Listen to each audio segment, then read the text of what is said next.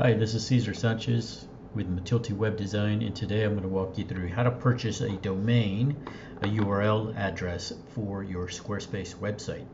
Alright, so let's get started. Go to your Squarespace dashboard.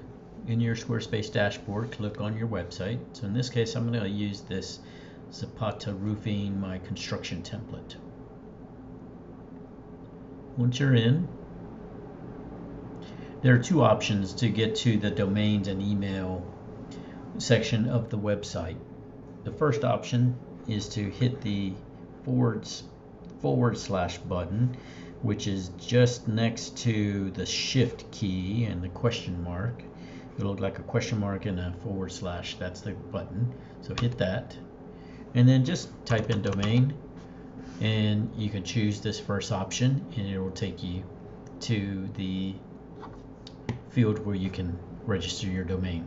The second option is to, from your website, click here, settings, then go to domains and email, choose domains. Alright, let's get a domain. And it's going to come up with a lot of different suggestions based on the name of your website. So I'm going to just choose this one for now. Checkout. Then over here on the left hand side you can see what the terms are. So in this case it's going to be for 3 years. This will be your website address.